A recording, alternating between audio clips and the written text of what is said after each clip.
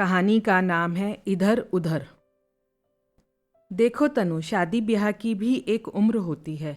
कब तक यूं टाल मटोल करती रहोगी? यह घूमना फिरना मस्ती करना एक हद तक तो ठीक रहता है।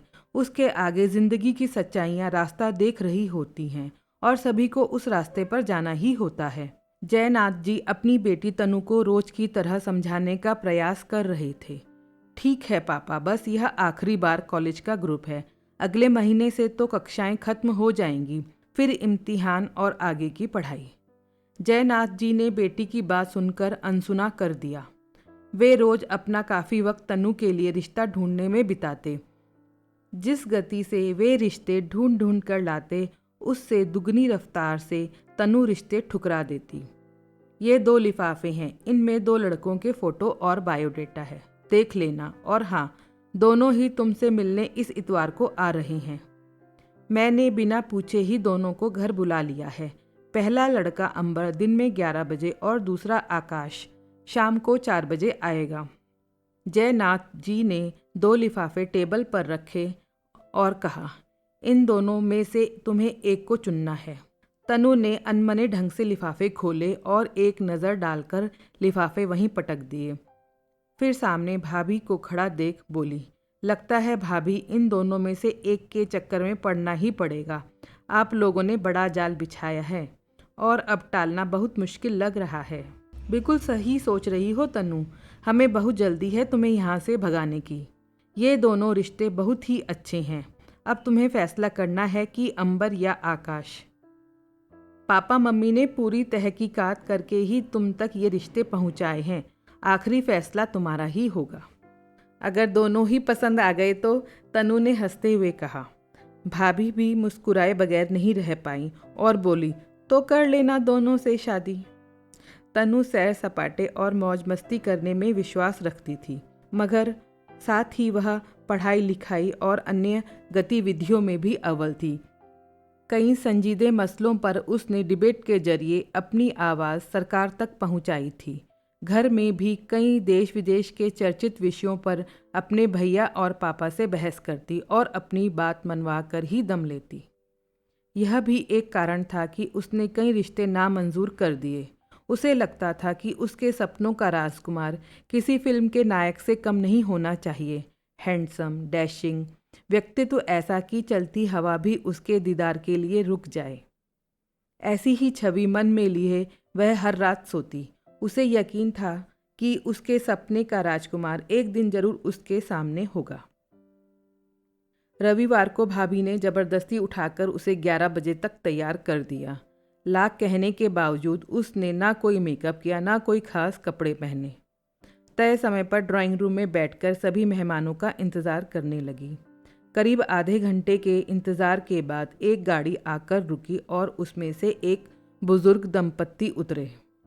तनु ने फौरन सवाल दाग दिया, आप लोग अकेले ही आए हैं? अंबर कहाँ है? तन्नू के इस सवाल ने जयनाथ जी व अन्य को सकते में डाल दिया। इससे पहले कि कोई कुछ जवाब देता, एक आवाज़ उभरी, मैं यहाँ हूँ, मोटरसाइकिल यहीं लगा दूँ? तन्नू ने देखा तो उसे देखती ही रह गई। इतना खूबसूरत बांका नौजवान, बिल्कुल उसके तसव्वुर से मिलता जुलता। उसे लगा कहीं यह ख्वाब तो नहीं देख रही है वह। इतना बड़ा सुखद आश्चर्य और वह भी इतनी जल्दी। तनु की तंद्रा जब भंग हुई तब युवक मोटरसाइकिल पार्क करने की इजाज़त मांग रहा था। हाँ बेटा, जहाँ इच्छा हो लगा दो, जयनाथ जी ने कहा। अंबर ने मोटरसाइकिल पार्क की और फिर सभी घर के अंदर प्रविष्ट हो गए। इधर उधर के औपचारिक वार्तालाप के बाद तनु बोल पड़ी, अगर आप लोग इजाज़त दें तो मैं और अंबर थोड़ा बाहर घूम आए। गाड़ी में चलना चाहेंगी या? अंबर ने पूछना चाहा। मोटरसाइकिल पर, मेरी फेवरेट सवारी है। थोड़ी ही देर में अंबर की मोटरसाइकिल हवा से बातें कर रही थी। समुंदर के किनारे फर्राटे से दौड़ती मोटरसाइकिल पर बैठकर तनु स्वयं को किसी अन्य दुनिया में महसूस कर रही थी। नारियल पानी पीना है? तनु ने जोर से कहा। कह रही हूँ, तुम्हें पीना हो तो पी सकते हो। अंबर ने फौरन मोटरसाइकिल घुमा दी। विपरीत दिशा से आती गाड़ियों के बीच मोटरसाइकिल को कुशलता से निकालते हुए दोनों नारियल पानी वाले के पास पहुंच गए। अंबर ने एक ही सांस में नारियल पानी खत्म कर दिया और नारियल को एक और उछालकर जेब से पर्स निकालकर पैसे देकर बोला, मैंने अपने नारियल के पैसे दे दिए, अब आप अपने नारियल के पैसे दे दीजिए। तनु अवाक होकर अंबर को ताकने लगी। बुरा मत मानिए तनु जी, आपका और मेरा अभी कोई रिश्ता नहीं है। मैं क्यों आप पर खर्च करूं? तनु हार मानने वालों में से नहीं थी। बोली, और जो आपके माता पिता हमारे घर पर काजू किशमिश और चाय कॉफ़ी उड़ा रहे हैं उसका क्या? बात तो सही है, हम दिल्ली वाले हैं, मुफ्त के माल पर हाथ साफ करना हमें खूब आता है। अंबर ने हंसते हुए कहा, चिंता ना करें, मैं दोनों के पैसे दे चुका हूँ, नारियल वाला छुट्टा करवाने गया है। यह सुनकर तनु भी हंसे बगैर नहीं रह सकी। अंबर के जूते मिट्टी से सन गए थे। उसने पॉलिश वाले बच्चे से जूते पॉलिश करवाए। तब तक नारियल पानी वाला भी आ चुका था। आपने देश विदेश में कहाँ की सैर की है? तनु ने पूछा। अंबर के पास जवाब हाजिर था, यह पूछिए कहाँ नहीं गया, नौकरी ही ऐसी है, पूरा एशिया और यूरोप का कुछ हिस्सा मेरे पास है, आना जाना लगा ही रहता है। क्या फ़र्क लगता है आपको अपने देश और प्रदेश में? इसका क्या जवाब दूं? सभी जानते हैं हम हिंदुस्तानी कानून तोड़ने में विश्वास करते हैं। नियम ना मानना हमारे लिए फ़ख्र की बात है। वहाँ तो जानवर भी कायदे कानून की हद से बाहर नहीं जाते। फिर क्या होगा अपने देश का? फिलहाल तो यह सोचिए हमारा क्या होगा। आसमान पर बादल छा रहे हैं और मेरे 10 गिनने तक बरसात हमें अपनी आगोश में ले लेगी। घर तो जाना जरूरी है, मेरी दूसरी शिफ्ट भी है। तनु मन ही मन बुदबुदाई और फिर ऊंची आवाज़ में बोली, चलते हैं, और अगर भीग भी गए तो मुझे कोई फ़र्क नहीं पड़ता। मुझे बरसात में भीगना पसंद है। मुझे भी, अंबर ने मोटरसाइकिल स्टार्ट करते हुए कहा, मगर यूँ भीगने से पहले थोड़ा इंतज़ार करना अच्छा नहीं रहेगा? चलिए रेस्तरां में एक एक कप कॉफ़ी हो जाए, यह मेरा रोज का सिलसिला है। तनु ने मुस्कुराकर हामी भर दी। अगले चंद ही मिनटों में वे दोनों रेस्तरां में थे। अंबर ने ऊंची आवाज़ में वेटर को आवाज़ दी और जल्दी से 2 कप कॉफ़ी लाने का ऑर्डर दिया। कॉफ़ी खत्म करने के बाद अंबर ने एक बड़ा नोट बतौर टिप वेटर को दिया और दोनों बाहर आ गए। बारिश रुकने की बजाय और तेज हो चुकी थी। पूरे रास्ते तेज बरसात में भीगते हुए तनु को बहुत आनंद आ रहा था। घर पहुंचते पहुंचते दोनों पूरी तरह भीग चुके थे। अंबर के माता पिता मानो उनका इंतजार ही कर रहे थे। उनके आते ही औपचारिक बातचीत कर वे सभी वहां से चल पड़े। कैसा लगा लड़का? भाभी ने उतावलेपन से पूछा तो तनु ने भी स्पष्ट कर दिया, भाभी दूसरे लड़के को मना ही कर दो, कह दो मेरी तबीयत ठीक नहीं है, मुझे अंबर पसंद है। तनु, अब अगर वे आ ही रहे हैं तो आने दो, कुछ समय गुजार कर उन्हें रुखसत कर देना, कम से कम हमारी बात रह जाएगी। लेकिन भाभी, जब मुझे अंबर पसंद है तो इस स्वयंवर की क्या ज़रूरत है? ठीक 4 बजे एक लंबी चौड़ी गाड़ी आकर रुकी। गाड़ी में से एक संभ्रांत उम्रदराज जोड़ा और एक नवयुवक उतरा। पूरे परिवार ने बड़े ही सम्मान से उनका स्वागत किया। तनु ने एक नज़र लड़के पर डाली और उसके मुंह से अनायास ही निकल गया, आप सूट बूट में ऐसे आए हैं मानो किसी इंटरव्यू में आए हों। जयनाथ जी ने इशारे से तनु को हद में रहने को कहा। जवाब में युवक ने एक ठहाका लगाया और फिर बिना झिझके कहा, आप सही कह रही हैं, एक तरह से मैं एक इंटरव्यू से दूसरे इंटरव्यू में आया हूँ। दरअसल हम यहाँ के कामा होटल को खरीदने का मन बना रहे हैं। अभी उनके निदेशकों से एक मीटिंग थी जो किसी इंटरव्यू से कम नहीं थी और यह भी किसी इंटरव्यू से कम नहीं है। तनु इधर उधर की औपचारिक बातें करने के बाद मुद्दे पर आ गई। बोली, अगर आप लोग इजाज़त दें तो मैं और आकाश थोड़ा समय घर से बाहर। हाँ ज़रूर, लगभग सभी ने एक साथ कहा। आकाश ने ड्राइवर से चाबी ली और तनु के लिए गाड़ी का दरवाज़ा खोलकर बैठने का आग्रह किया। तनु की फरमाइश पर गाड़ी ने एक बार फिर गेटवे ऑफ इंडिया का रुख किया। यहाँ से एक शॉर्टकट है, आप चाहें तो मुड़ सकते हैं, 15-20 मिनट बच जाएंगे। तनु जी, आप भूल रही हैं कि इधर नो एंट्री है, आकाश ने कहा। फिर मानो उसे कुछ याद आया। अगर आप बुरा ना माने तो मैं रास्ते में सिर्फ 10 मिनट के लिए होटल कामा में रुक जाऊं?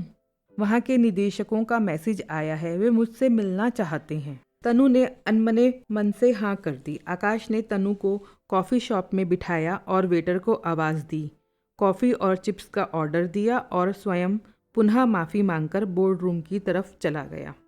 10 मिनट बाद जब आकाश आया तो उसके चेहरे पर खुशी और विजय के भाव थे। मेरा पहला इंटरव्यू कामयाब हुआ। यहाँ की डील फाइनल हो गई है। तनु जी, आप हमारे लिए शुभ साबित हुई। आकाश ने वेटर को बिल लाने को कहा तो मैनेजर ने बिल लाने से इनकार कर दिया। यह हमारी तरफ से नहीं मैनेजर साहब, अभी हम इस होटल के मालिक नहीं बने हैं, और बन भी जाएं तो भी मैं नहीं चाहूँगा कि हमें या किसी और को कुछ भी मुफ्त में दिया जाए। मेरा मानना है कि मुफ्त में सिर्फ खैरात बांटी जाती है, और खैरात इंसान की अगली नस्ल तक को बर्बाद करने के लिए काफ़ी होती है।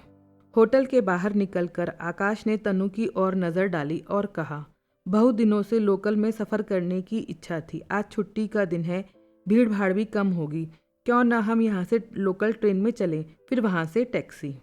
तनु ने अविश्वास से आकाश की ओर देखा और फिर दोनों स्टेशन की तरफ चल पड़े। आप तो अक्सर विदेश जाते रहते होंगे, क्या फ़र्क लगता है आपको हमारे देश में और विदेशों में?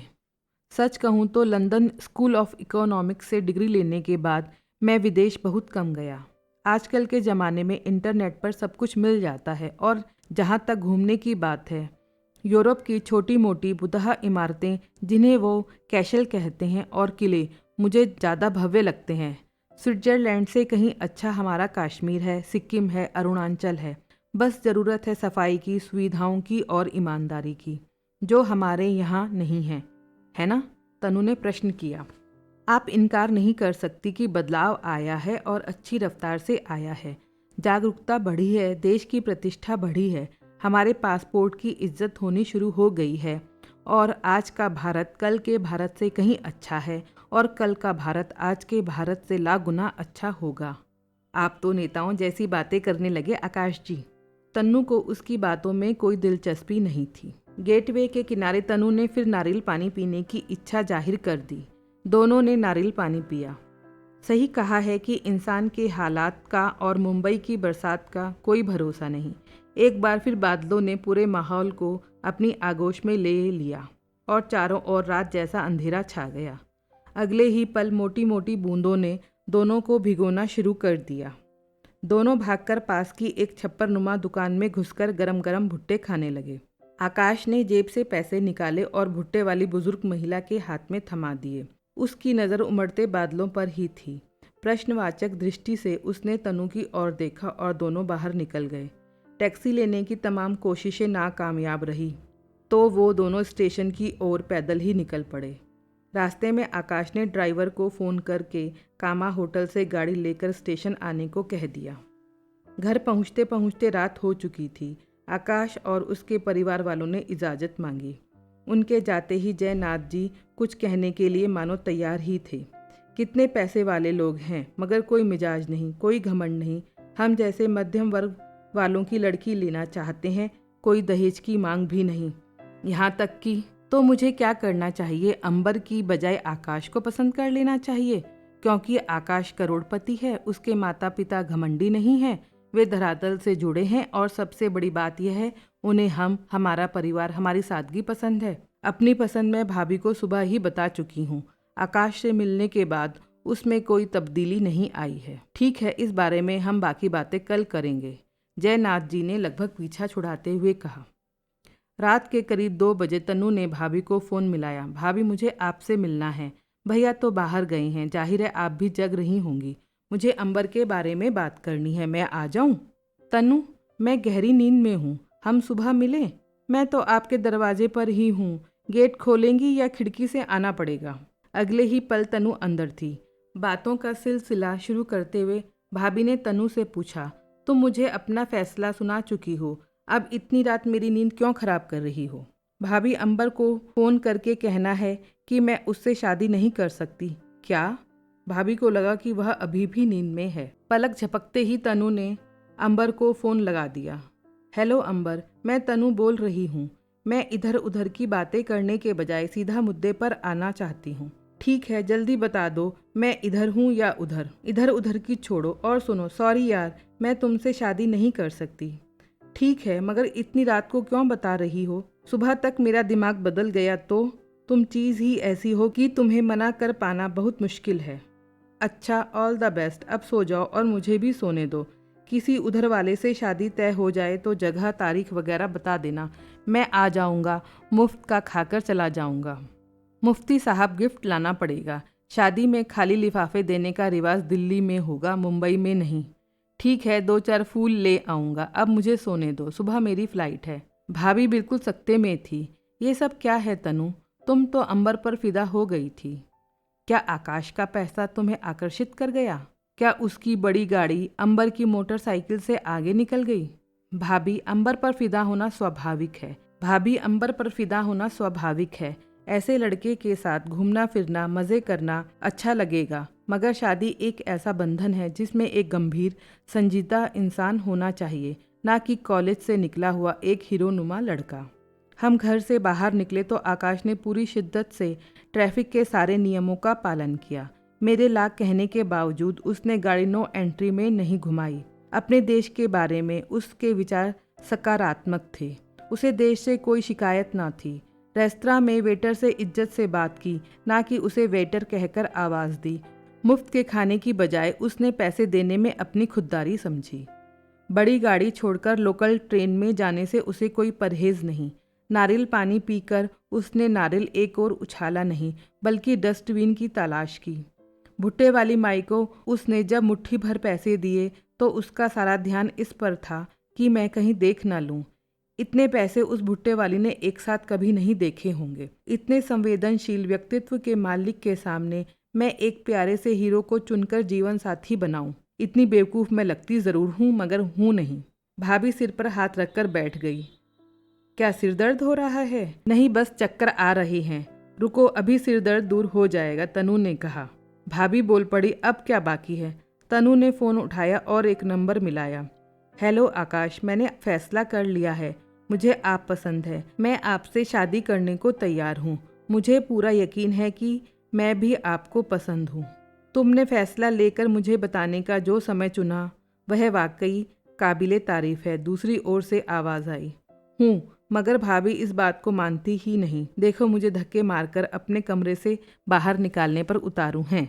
कहानी सुनने के लिए बहुत बहुत धन्यवाद।